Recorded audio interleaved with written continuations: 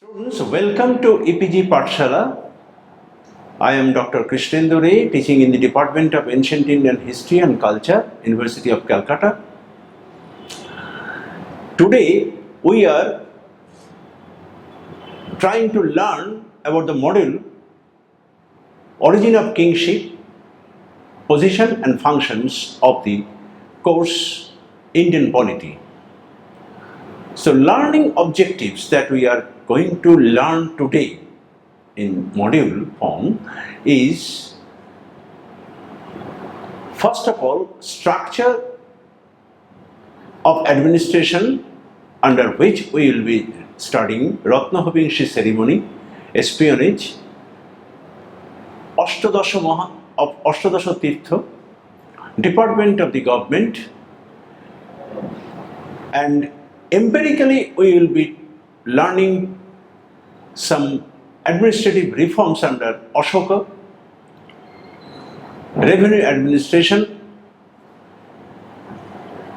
and military administration and judicial administration. All these things will be treated in this module so that we can understand how administration was run in ancient India, particularly during this period, Mauryan period. So let us introduce the topic, how it is to be learned under different heads.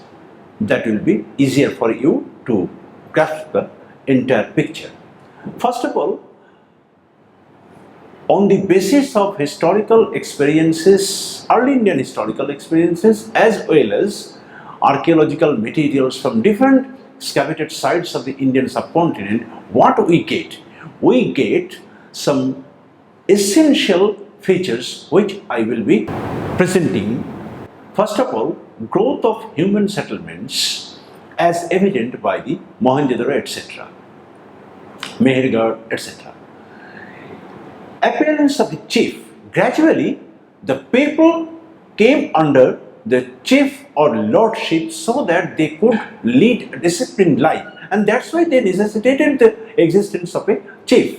That's why we get the appearance of the chief. Next thing, number 3, Raja.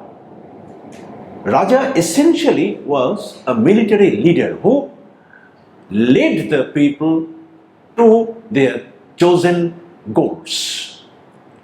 So Raja signifying the position of importance. Naturally, you can understand that Raja was not equal to all, but he was above the common people. That's why his position was higher from that of the common people, common mass. Then what we get? We get Gopati to Bhupati, another significant expression in which we read that the chief who was once the lord of the or owner of the cattle wealth now became the owner of a territorial land, a territory, Bhupati, lord of the territory of the land. Then what we get? The sovereign king. It's a very, very theoretical concept. There was no sovereign king, always multiple kings, and that's why historically we get multiple kings and their territorial kingdoms as represented in the Mahajanapadas of 6th century BC. The establishment of communications, actually what the king did, king always tried to communicate or establish communication with not only with the common people but also with those with whom he became able to establish and entrench his authority and power territorially. That's why we are speaking of communication at two essential levels. Firstly, between the king and the common people, as I have told you, common people or proja. Secondly, between the king and his associates, that is core group on which or on whom the king depended for exercising his power and authority territorially. These two levels communications are essential, absolutely essential and significant in understanding the administrative setup of not only Mauryan period but also of any other period or phases in early Indian history. So what we get in regard to the structure of administration, how the king administered or exercised his power and authority through different tiers of or different groups of people, and that is how we get the concept of the structure of administration. Here we get two particular institutions, Shobha and Shamiti. Now what is Shobha? Shobha actually body was represented by the Brahmanas. Actually Brahmanas were socially superior class, elite class. They were different from the common mass. So they were considered to be or counted to be the members of what we call the Shobha. And what they did, what they functioned, their function was two, political and judicial. Essentially what we get in this regard, we get the Brahmanas actually performed those activities which were keeping or holding the tribes or the society that they had formed. So from that point of view, they perform judicial activities, political activities, so that they could retain not only themselves but also the common people. That was essentially the function of the Shobha in that remote age. Next, what we get? Shamiti. Here also we find the formation. In connection with the formation, it was actually a tribal assembly. Common people used to assemble there, and gradually the king became the member, and that too was, this body became so significant. King tried to capture this body because this body represented the voice of the common people. So if king could occupy this body, king could bring this body under his authority, under his control, it means the common people, he could bring the common people under his authority, his control. So that is how the Shamiti also became very important. And the king therefore attended the meetings of the Shamiti and particularly directed the deliberations also, because as I told you, it represented the voice of the people. So king was concerned with as the king was concerned with the common people in connection with his power, exercising his power and authority, so he was essentially concerned with the voice of the common people, and that's why he attended the meetings of the common people, that is Shamiti, and directed their deliberations as he wished to direct it. So this is how these two essential administrative bodies, administrative in the sense the king always tried to administer his authority, his power, his command over the common people. That's how these two bodies functioned in association with the king gradually.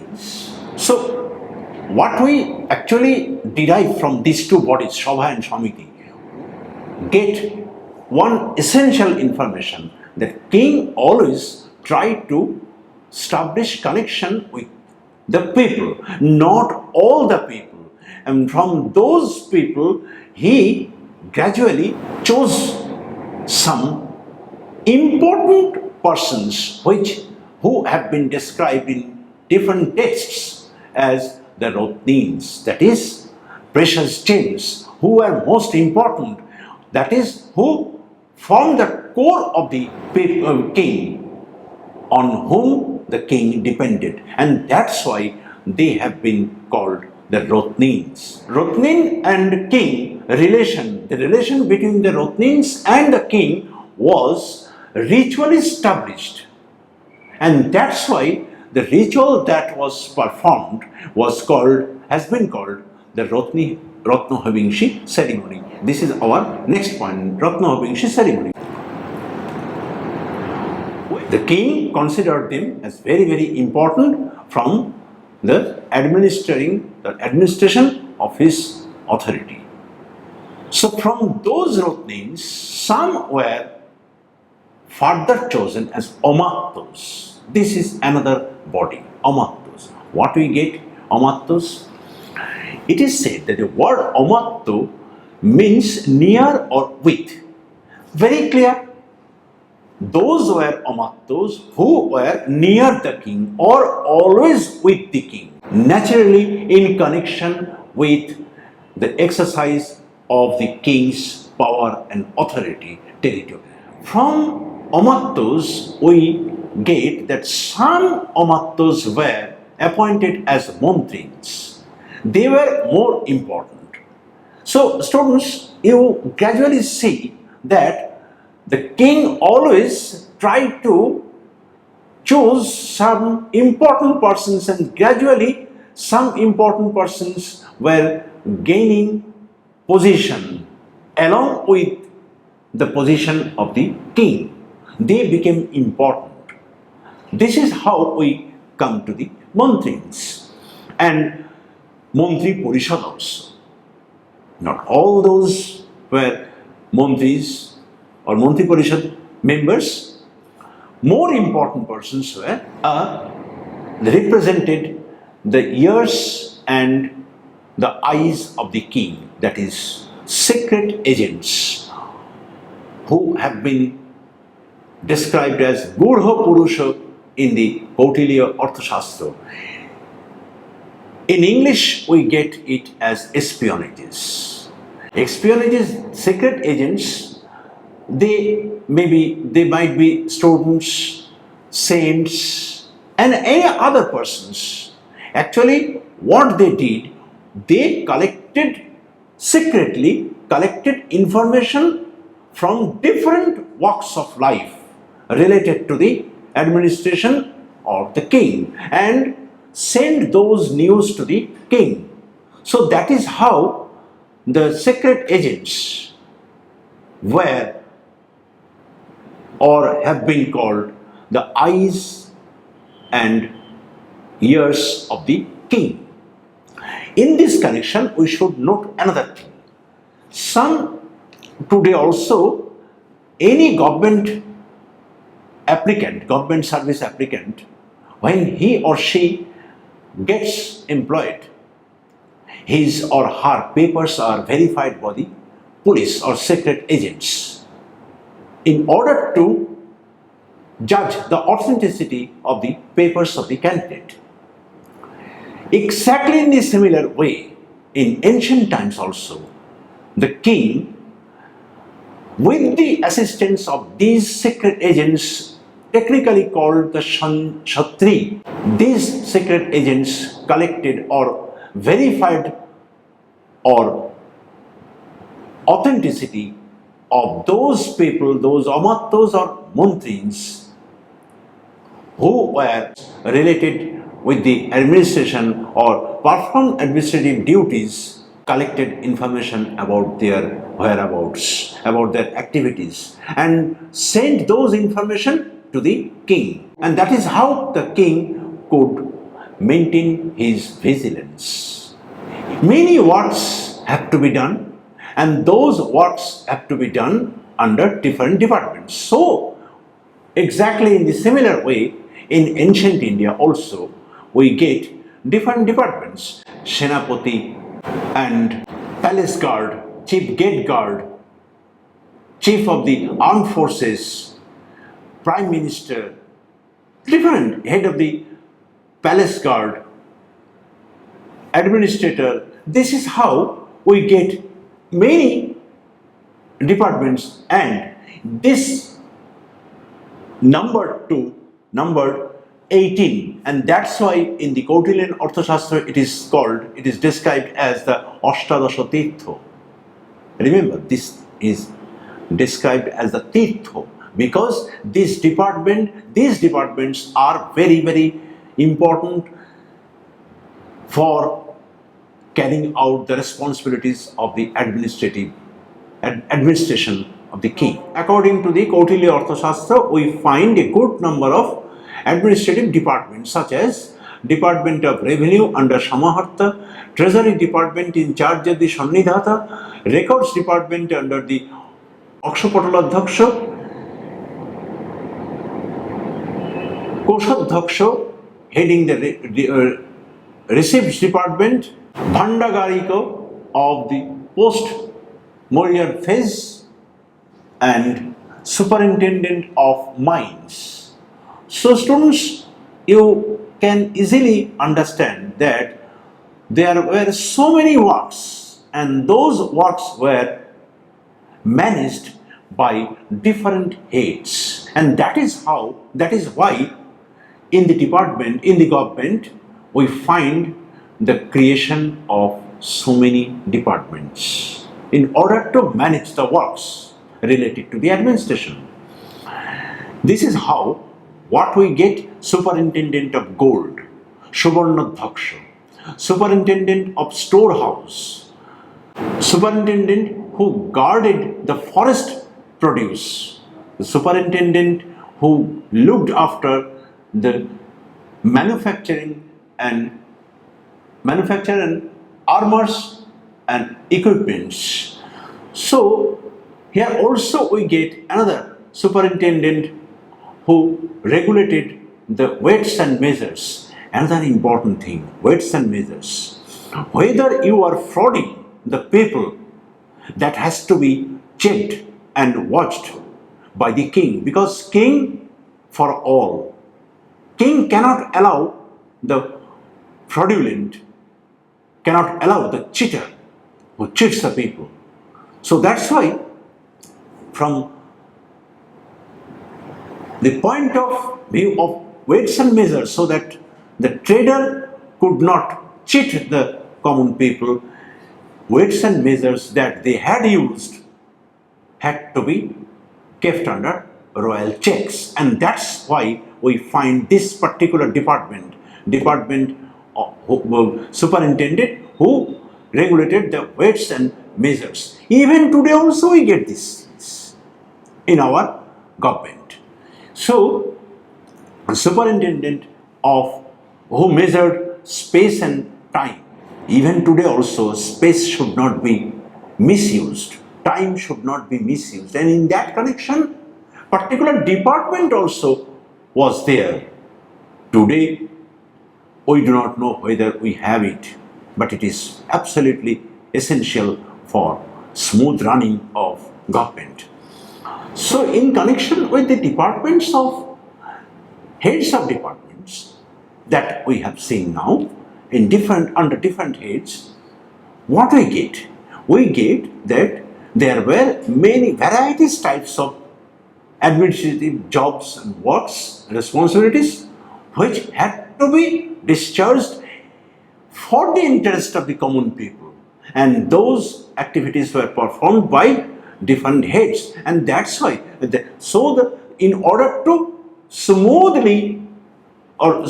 running of the administration, the king always in association with these departments, and that is why we get so many types of departments in the administrative setup. So, in connection with this, we have got from different textual sources what we get, whether those were practiced in reality. In this connection, we get some references from the Ashokan or Ashok Maurya's different royal edicts and other sources. What we get? Ashokan administrative bodies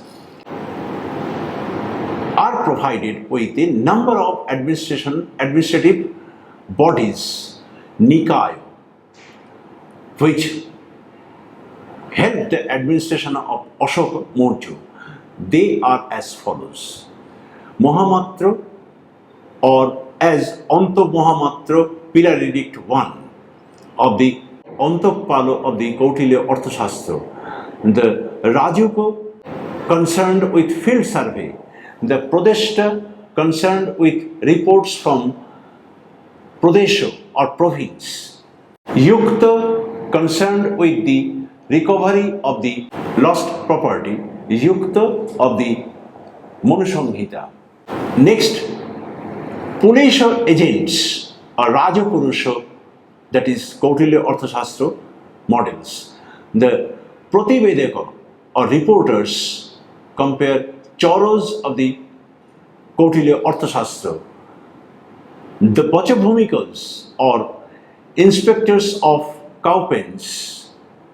This is how in Ashokan times also we get certain administrative bodies who manage the administrative affairs. Smooth running administration also requires some revenues. That is, now we come to the revenue administration. In this regard, we find two main things. First of all, agrarian revenue, 1/4 or 3/4, and non-agrarian revenue from different non-agrarian sectors, that is, potters and other occupational groups. Revenue, Boli and Bhago, that is, king enjoyed a certain amount of share from the land, and some things had to be given to the king. That was the right of the king to enjoy, to receive this. So Boli and Bhago. And what we get next?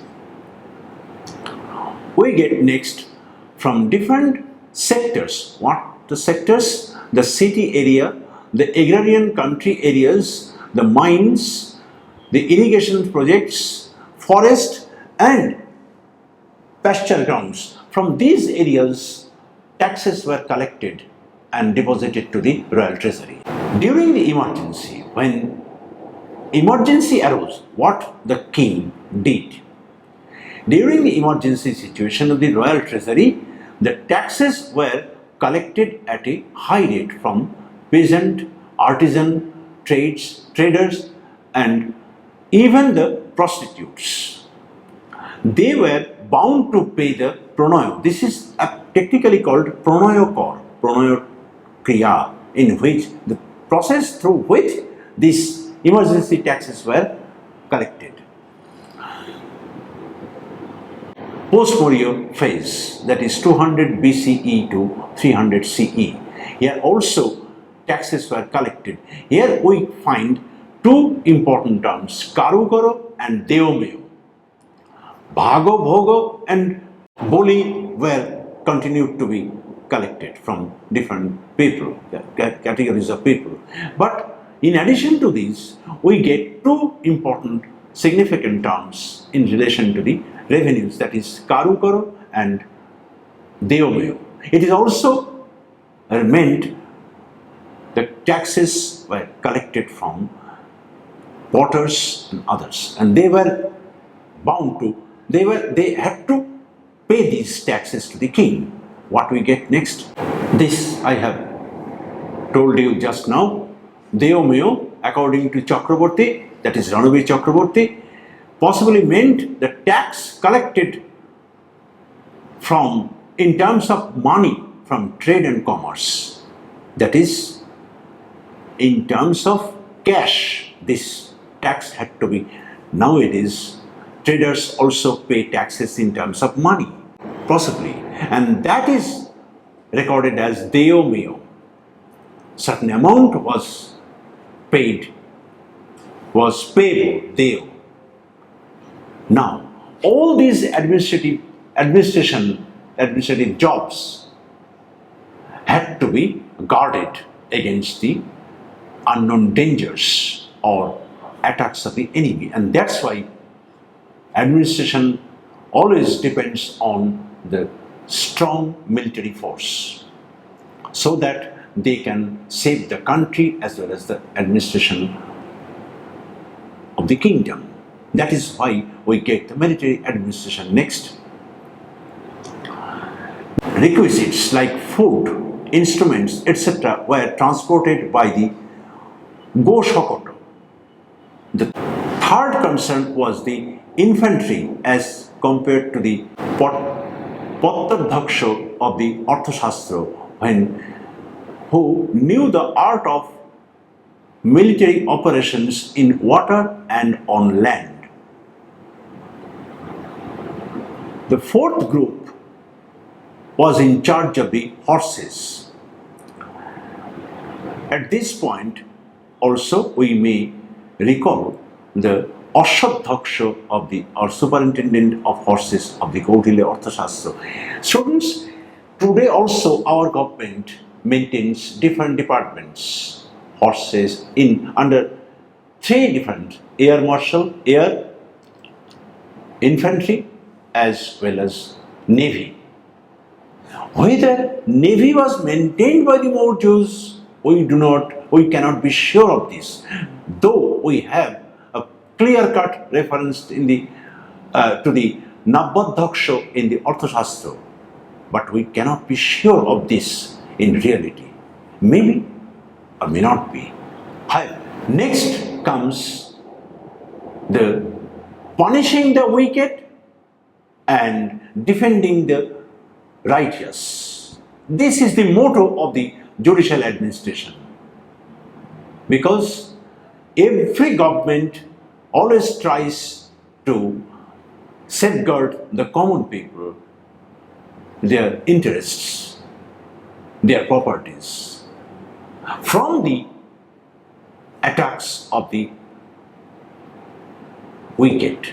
So that is why the king always maintains a judiciary system, so that he can ensure the peace of the common people, because he is for all. So what we get in nutshell, let us see that summary. What we get in a nutshell: humans have felt the necessity of having for them a capable individual for their security or protection, development and progress. So the individual who has been able to lead the people to satisfy their needs of life has been designated as the chief or king. The leader with his associates has established communication with the other people living in different parts of a particular geographical territory.